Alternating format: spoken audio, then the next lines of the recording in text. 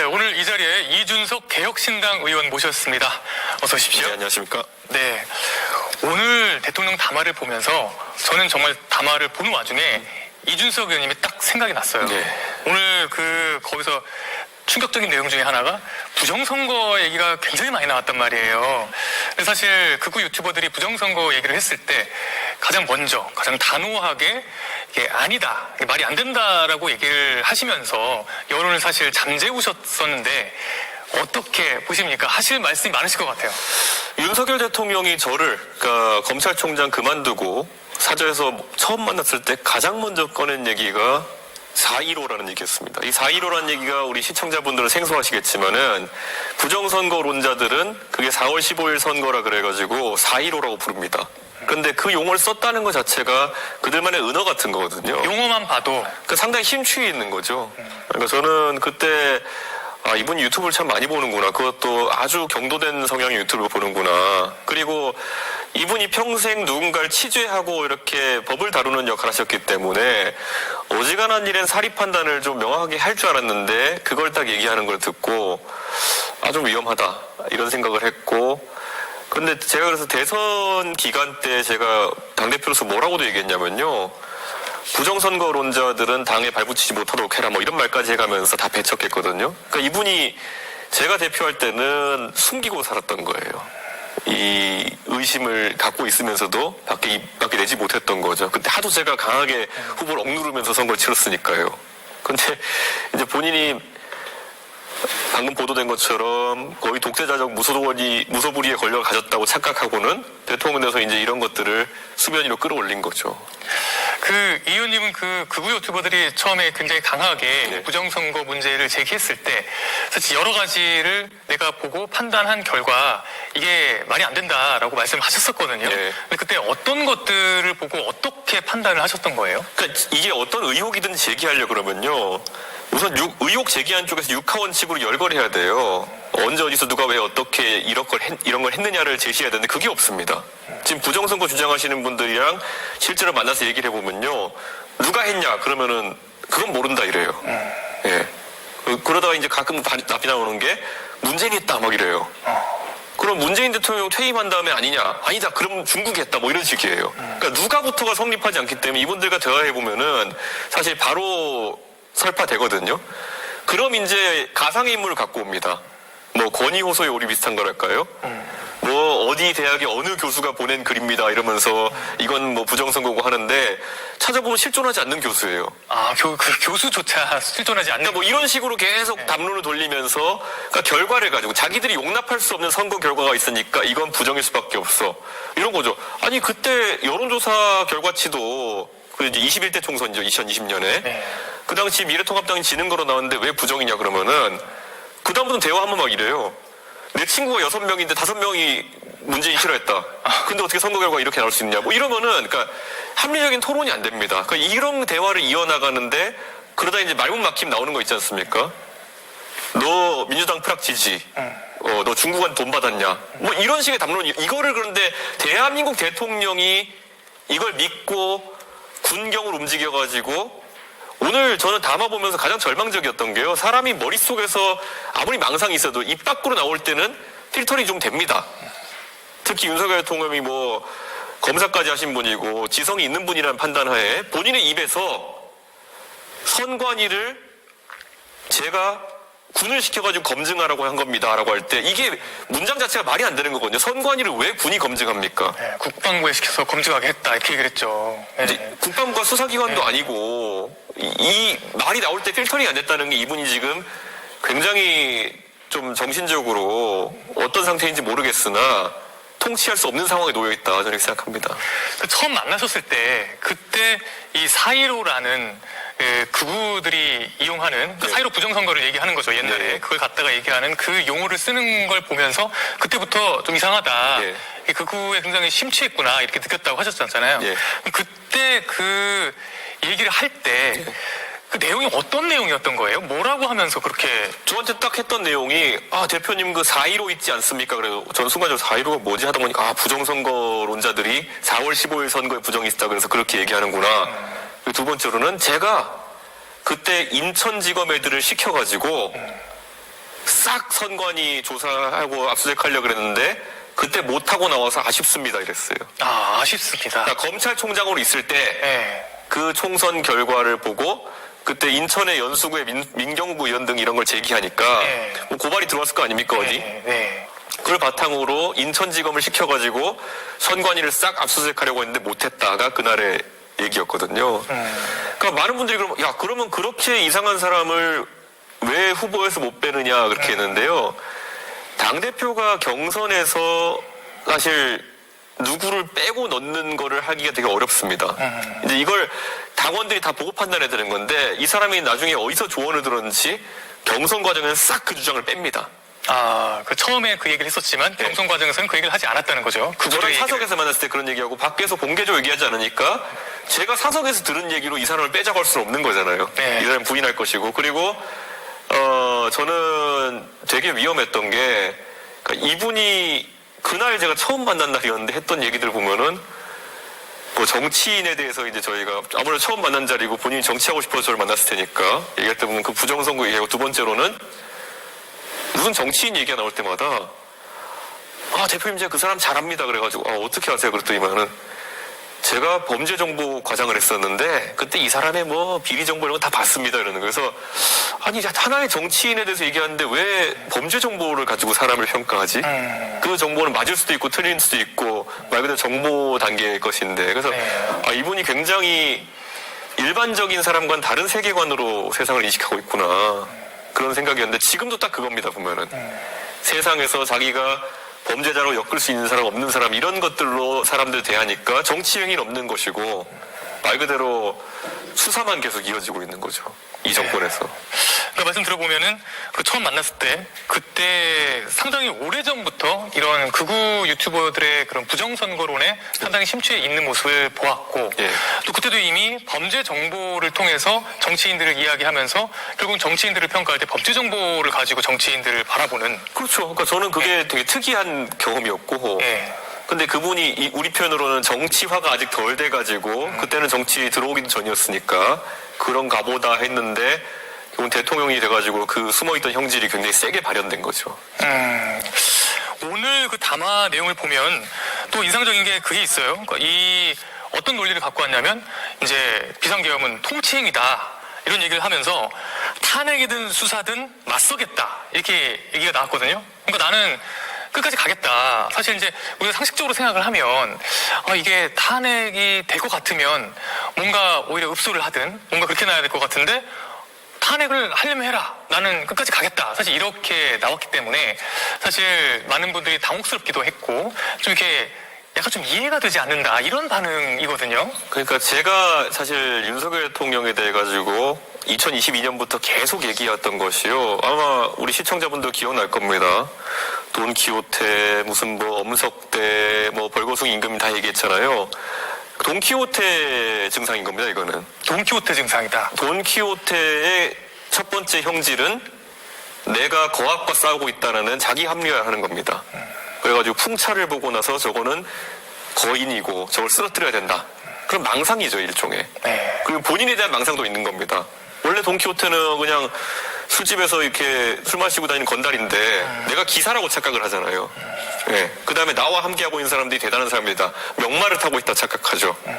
그 다음에 엄청난 그 미인이라고 생각하는 그 둘시내야 공주라는 사람을 위해서 사랑하기 때문에 내가 이런 일을 한다. 합리화하잖아요. 이 모든 형질이 다 녹아있는 게 지금 윤석열 대통령의 망상이거든요. 저는 그러니까 이것도 그 망상이라 보는 겁니다. 지금 본인이 실제 계엄을 하고 이런 국가적 혼란을 초래한 것이 대단한 선한 목표를 가지고 있다고 착각하는 거고 수단도 정당했다 믿는 것이고 함께했던 사람들도 좋은 사람들이 생각하고 있는 것이고 저는 이거는 오늘부터 이제 슬슬 언론에서 그 조심스럽게 정신건강의학과 전문의나 이런 분들이 참고 발언을 하기 시작하던데요. 나오고 있죠. 저는 굉장히 위험한 상태에 있었다 대한민국이 이렇게 생각합니다. 오늘 발언 보면서 정치권에 사실 여러 곳에서 나왔어요. 망상이다. 이런 얘기가 많이 나왔는데 이 의원님은 그 전에도 그런 걸 느끼셨다는 거죠? 대화를 저는 하면서. 공개적으로 계속 그래서 공개 발언을 계속 경고해 왔습니다. 대한민국에. 이 사람 돈키호테다. 그런데 그게 단순히 그때 사람들은 야 이준석이 쫓아내가지고 윤석이가 앙심에 저런 얘기 하는 거다 했지만 굉장히 구체적으로 계속 얘기했던 거거든요. 그래서 지금도 저는 윤석열 대통령 입장에서는 본인이 뭘 할 수 있다는 생각을 자꾸 할 거예요. 그러니까 이분의 정치는 도박 정치이기 때문에 제가 맨날 얘기하자면 이분은 아무리 본인이 정치를 잘못해가지고 정책을 잘못해서 민생이 어려워도 누군가에게서 들은 잘못된 정보로 부산 엑스포만 유치하면은 총선 이길 수 있어. 아니 그 다음에는 한동훈 법무부 장관 시켜가지고 이재명 대표만 그 당시 구속시키면은 확 반전할 수 있어. 이번에도 보면 의대 중원 문제 한 방 터뜨리면은 한 방에 총선 분위기 가져올 수 있어. 모든 게 한 방을 노리고 하는 거였거든요. 그러니까 이번에 계엄도 뭡니까? 망상 속에 휩싸여가지고 지금의 전국을 타개하기 위해서 한 방을 크게 던져야 되는데 그게 바로 언젠가 유튜브에서 봤던 부정선거 얘기라는 거 아니겠습니까?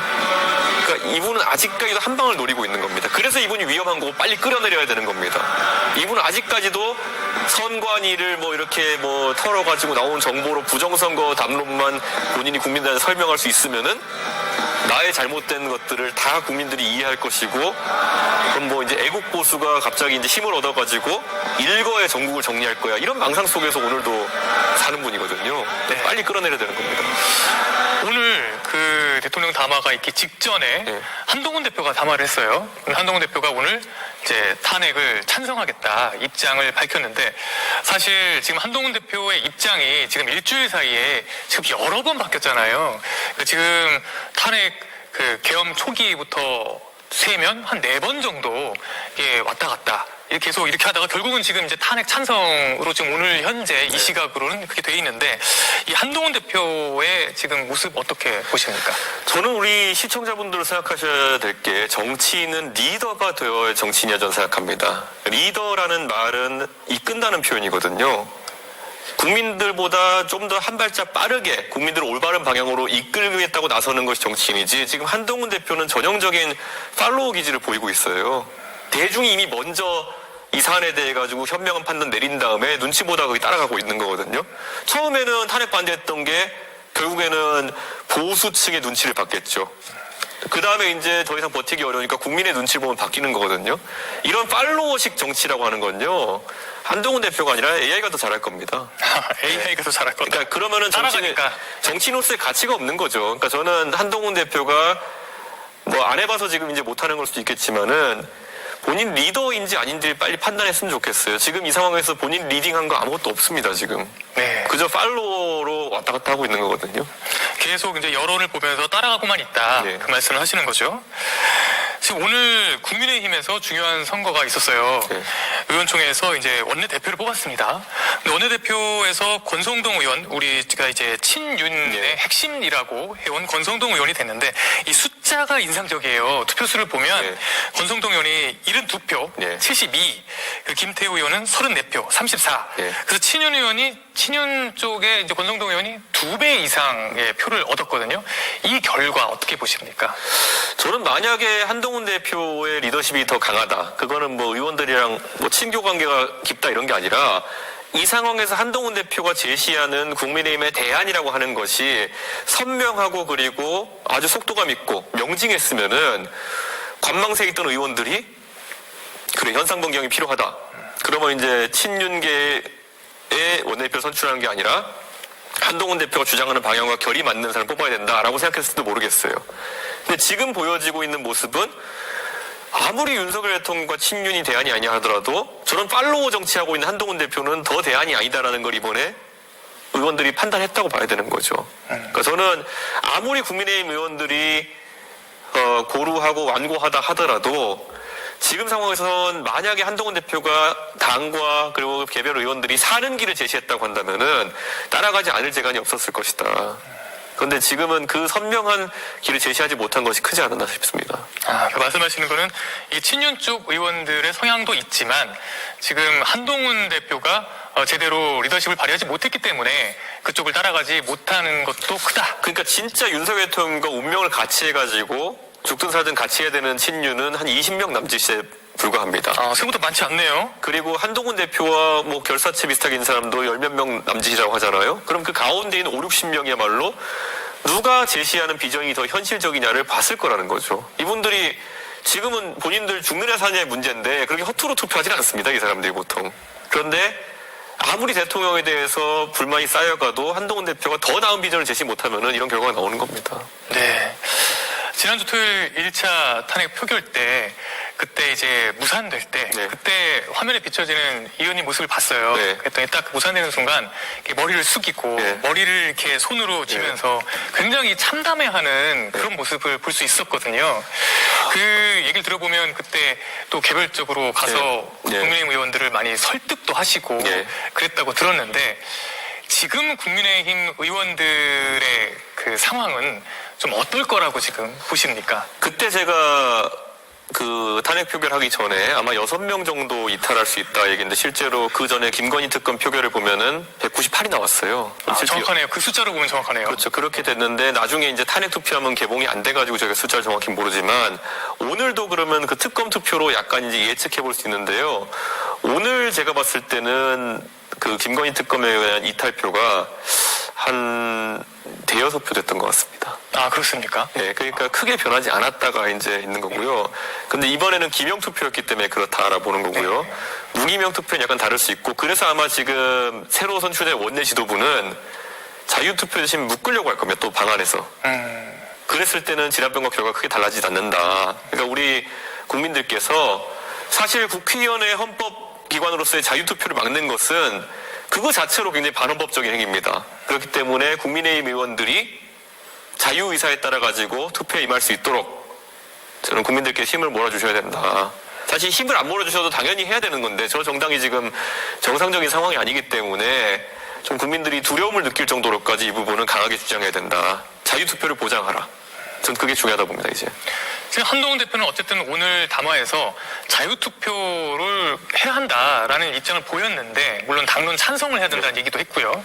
근데 결국은 지금 자유투표로 가지 못할 거다. 일단 그럴 가능성이 높다라고 지금 보시는 거죠, 현 상황을. 우선 원내지도부, 새로 선출된 원내지도부는 자유투표를 하지 않는 방향으로 가자고 할 네. 것 같고요. 저는 한동훈 대표는 이제 자각했으면 좋겠어요. 이번 그 계엄 정국에서 한동훈 대표의 스피커로서의 파워는 이제 상실된 것이나 마찬가지입니다. 입장을 너무 많이 바꾸셨어요. 그리고 제가 냉정하게 말씀드리면요. 본인은 정치적으로 더 큰 역할을 찾기 위해서 이런저런 말씀하시지만은 탄핵이 되면 여당 대표는 100% 책임을 지고 물러나는 것이 관례입니다. 탄핵에 성공하지 못해도 본인의 리더십 부재이기 때문에 물러나야 되는 겁니다. 저는 그렇다면 사실 저와 한동훈 대표의 공통된 지인들한테는 사실 지난주부터 왜 이거를 성사시킬 수도 아니면은 막을 수도 없는 것에 대해 가지고 자꾸 뭔가 자기 할 수 있는 것처럼 말을 보태느냐. 그럼 나중에 결과가 어떻게 나오든 국민들이 분노하지 않겠냐. 그러니까 빨리 차라리 직을 내려놓고 강한 메시지를 발산해라. 그랬어야 되는 건데 지금 실기했기 때문에 저는 토요일에 무슨 결과가 나오든지 간에 이분은 사퇴해야 된다. 그래서 사람들이 더 관심이 없는 거다. 이분이 무슨 말 하는지에 대해서. 네. 그렇게 봅니다. 그럼 지금 이제 말씀하시는 걸 종합해 보면 어쨌든 국민의힘에서 한동훈 대표가 찬성 입장을 밝혔지만 오늘 권성동 의원이 원내대표가 됐고 앞으로의 전망을 얘기할 때 생각을 했을 때 자유투표로 가는 게 쉽지는 않을 거다라고 말씀을 하셨어요. 네. 근데 지금 오늘까지 국민의힘에서 공개적으로 탄핵 찬성을 밝힌 사람은 지금까지 7명, 네. 예, 공개적으로 된 건 7명이거든요. 공개된 숫자로만 본다면 아직까지도 8명에서는 지금 한 명이 부족한 상황이거든요. 그렇죠. 결과적으로 이제 모레 있을 표결 결과 어떻게 예상하십니까? 우선 오늘 조국 대표가 안타깝게 의원직을 상실하면서 그 부분에 대한 보충이 빨리 이루어져야 된다. 이게 지금 범야권의 입장이고요. 저도 거기에 동의합니다. 지금 제 생각에는 소위 말하는 아까 말했던 것처럼 그 의총장에 또 묶어놓고 표결을 시작한다 그러면은 가결이 어렵습니다. 아, 가결이 어렵다. 예. 아, 이번에도 지난번처럼 모아놓고 네. 그럼 자유투표 못하게 한다면 이번에도 가결은 어려울 것 같다. 그렇죠. 네. 그래서 아마 이런 부분에 있어가지고 국민들께서 아까 말씀드렸던 것처럼 저 정당이 더 이상 반헌법적인 이런 일을 하지 않도록 강한 의견을 내주셔야 된다. 이렇게 생각합니다.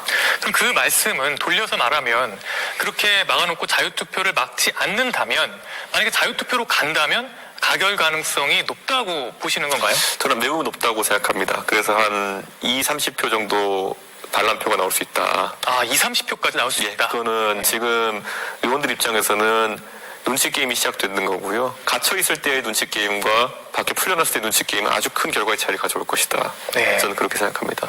그 20, 30표까지 나올 수 있다라고 이렇게 예상하시는 이유를 좀 물어봐도 될까요? 실제로 지금 의원들끼리 저도 오늘 국민의힘 의원 상당수를 오늘 제가 뭐 전화로든 만나든 이렇게 얘기했는데요. 상당수가 저한테 가장 먼저 물어보는 게 야, 다른 의원들 분위기는 어떠냐? 딴 사람은 어떻게 지금 하고 있냐? 지금 기자들에게도 이제 보통 국회 취재하는 기자들에게도 요즘 국민의힘 의원들이 가장 많이 물어보는 게 다른 의원들 분위기는 어떻냐? 네, 라는 건데 저는 이제 거기에서 보통 저도 그렇고 기자들도 그렇고 전달하는 것이 한 20, 30명 정도는 지금 마음이 동한 것 같다. 이 정도 얘기를 하거든요. 근데 다만 형식에 있어서는 저는 지금 보면은 표결 참여하겠다라고 선언한 수는 더 많거든요. 이분들은 다 눈치 보고 있는 거라고 보면 됩니다. 지금 표결 참여하겠다고 얘기하신 분까지 합치면 지금 10명이 넘잖아요. 예, 거의 한 15명, 16명 될 겁니다, 지금. 그럼 그분들은 어쨌든 뭐 한 10대명은 표결에 참여를 한다는 얘긴데, 묶어놔도 참여를 한다는 얘긴데, 지금 그러면 공개 찬성을 한 사람이 7명이면 나머지 찬성 반대를 밝히지 않은 분들 가운데서는 사실 한 분만 이탈해도 그렇죠. 가결은 되는 상황. 근데 이제 묶어놓게 되면요, 자유투표 하겠다고 하셨던 분도 정작 나가긴 좀 위험합니다. 못 나간다. 예를 들어 이런 겁니다. 15명이 나갔어요. 나중에 보니까 찬성표가 한 13 나왔어요. 그 높은 확률로 이 15명은 공격을 받게 돼 있거든요. 공격이 집중되니까. 그렇죠. 그래서 예전에 보면은 박근혜 대통령 탄핵 때도 보면은 한 60명 정도가 찬성을 했지만은 실제 그분 중에 상당수는 이제 수도권 의원들이고 나중에 바른정당으로 탈당해서 창당하는 것까지 갔어야 됩니다. 그럼 이 15명 정도의 사람들이 만약에 뛰쳐나가가지고 투표를 했을 때는 이분들은 당을 나와가지고 정치할 것까지 각오하고 걸어나가야 되는 거거든요. 완전 자유투표로 나가가지고 다 앉아있는 상황에서는 뭐 15표 이탈표가 돼도 한 80명 앉아있는데 15표가 됐다. 그러면 본인이 나중에 지목되질 않거든요. 많으니까. 이건 다 눈치 게임인 겁니다. 그러니까 15명이 나와가지고 한 13표 나와버렸다. 그러면 이제 이 사람들은 당을 나올 각오까지 해야 되는 거죠. 근데 지난번처럼 다시 또 표결 불참을 이제 유도하면서 이렇게 모아놓는 상황이 된다면 지난번보다 어쩌면 더 큰 비판과 분노가 쏟아지게 되지 않을까요? 그러니까 이걸 보시면 되는 게요. 지금 은근히 이제 소위 말하면 윤석열 대통령의 실정과 이런 잘못에 책임이 있는 분들은 강하게 윤석열 대통령 결부됐기 때문에 나중에 특검이든 뭔 수사하면은 이 건이 아니라 윤석열 정부에 있던 일들 전반을 들여다볼 텐데 내가 수사받고 책임져야 되는 일이 나올 수 있다. 이런 사람들은 삶과 죽음의 문제입니다. 정치적으로 생존하느냐 아니면 죽느냐의 문제이기 때문에 생각보다 세게 저항할 겁니다. 그거는. 그런데 이분들이 주로 우리가 윤핵관 이렇게 얘기하는 분들이 중진 의원들이잖아요. 그럼 이분들 입장에서는 후배들한테 계속 이제 가스라이팅 하는 거죠. 너희 이거 잘못 갔다가는 배신자 담론에 빠져가지고 정치 못하게 된다 이런 것들. 그럼 제가 지난번에 지적했듯이 지금 그 중진이라는 사람들요 전부 다 옛날에 박근혜 대통령 탄핵 때 탄핵 찬성했던 사람들이에요. 그리고 나서 다들 원내대표하고 대표하고 뭐 국회 부의장하고 이래가지고 지금 잘 살고 있거든요. 본인들은 그렇게 해서 잘 정치활동 해놓고는 후배들한테 겁주면서 그걸 못하게 한다? 비겁한 거죠. 그 국민의힘 젊은 의원들에게 이런 말씀을 하시면 그때 지금 중진들 탄핵 찬성해놓고 지금 이렇게 사실 잘 살고 있다. 이런 얘기를 하면 어떤 반응이 돌아와요? 실제 그때 많이 흔들리죠. 그렇습니까? 오늘 보면은 물론 이제 중간에 윤상현 의원 간의 해프닝이 좀 있겠지만 김재섭 의원이 당장 찬성 의견을 밝히지 않았습니까?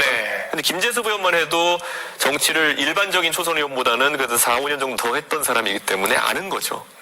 실제 그렇다. 실제 탄핵 찬성파와 탄핵 반대파 때문에 정치 어렵고가 아니라 오히려 자유한국당이 더 어려웠다. 탄핵 반대해놓고는 그때 영남 지역에 있는 의원들이야 그랬지 뭐 수도권에 있는 사람들은 한 2년 동안 얼굴도 못 들고 다닐 정도로 이제 힘들었었거든요. 그러니까 저는 그거를 아는 사람들은 그런 가스라이팅에 넘어가지 않을 텐데 지금 갓 정치를 시작하신 분들은 맨날 TV에서 봤던 거로 이제 정치를 이해하면은 진짜 나 유승민 의원처럼 이 집중 포화를 맞아가지고 고생하는 거 아니야? 이런 생각에 휩싸일 수 있죠. 말씀 들어보면 이제 그 당시에는 탄핵 반대했던 사람이 더 고생했다. 그렇죠. 그래서 저는 우리 국민들께서 지금 뭐 김상욱 의원이라든지 이런 굉장히 용기 있었던 뭐 김예지 의원 아니면 안철수 의원 이런 분들에게 굉장히 용기를 북돋아주는 것이 중요하다. 그게 저는 하나의 변곡점이 될 것이다. 네. 이렇게 생각합니다. 네, 지금 오늘 의총을 봐도 국민의힘의 상황은 굉장히 혼란스럽습니다. 네. 오늘 한동훈 대표가 의원총회에 가가지고 앞에서 입장을 밝혔는데요. 이 탄핵 찬성 입장을 밝히는 내내 고성이 쏟아졌어요. 네. 앞에서 대표가 얘기를 하고 있는데 뭐 내려와라 뭐해라 하면서 굉장히 뭐 고성이 쏟아지고 막 반발이 이어지고 이랬거든요. 지금 사실 보기 힘든 장면인데 네. 예, 국민의힘 대표를 역임하셨잖아요. 이 국민의힘의 미래 어떻게 전망하십니까?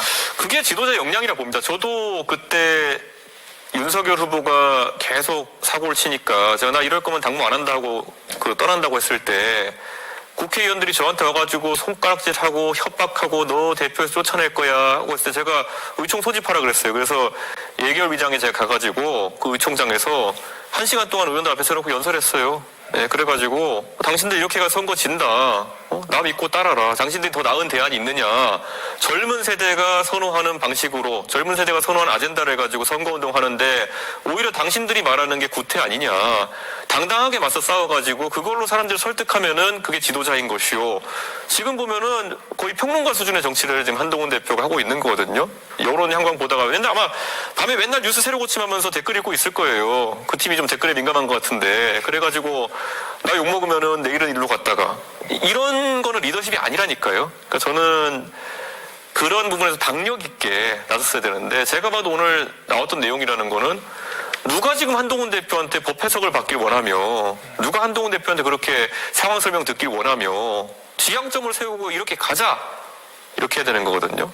저는 한동훈 대표가 지금 윤석열 대통령과 제가 처음에 비판할 때 하는 걸 보니까 술 안 먹는 윤석열이다 이렇게 얘기했거든요. 아, 네. 제가 그냥 비하적으로 표현한 게 아니라요. 굉장히 여러 가지 자질을 공유해요. 아마 두 분이 둘 다 스타 검사 출신이고 이래가지고 상황을 보는 관점 비슷한지 모르겠는데 가장 대표적으로 아까 윤석열 대통령이 지금 이렇게 고집 부리고 불통인 이유는 나에겐 아직까지 한 발이 남아있다라는 망상 때문에 그래요. 근데 한동훈 대표가 지금 하고 있는 이 모든 판단 미스의 큰 틀에서의 첫째가 뭐냐면요. 나에게도 아직까지 한 발이 남아있다라고 믿는 그 망상 때문에 그래요. 아까 제가 설명드렸지만은 이분은 어차피 이틀 뒤에 탄핵이 통과돼도 안 돼도 물러나야 될 분이에요. 근데 그걸 어떻게 하면 유지할 수 있을까에 대한 망상. 한 발이 남았다. 내가 가서 이렇게 떠들면은 국민들이 좋아하겠지? 갑자기 나에 대한 지지가 회복될 거야. 이런 한 발이 남았다라는 망상 때문에 여기까지 오고 있는 겁니다. 그러니까 둘 다 사실은 이미 검사 1, 검사 2에서 물러나셔야 되거든요. 네. 그럼 국민의힘 이 혼란은 결국 당분간은 계속될 거라고 지금 보시는 거죠? 저는 그러니까 순리대로라면요. 대통령도 이미 자진 사퇴했어야 되는 거고요. 당대표도 당연히 물러났어야 되는 건데 그냥 망상 속에 그냥 이어지는 것이지 사실 의미 있는 늘어짐은 아닙니다. 네. 뭐 변화가 있을 만한 결과의 변화가 있을 만한 늘어짐은 아닙니다. 네, 잘 들었습니다. 오늘 이준석 의원님 말씀 들으면서 많은 궁금증 해결된 것 같습니다. 네, 오늘 감사합니다. 네, 감사합니다.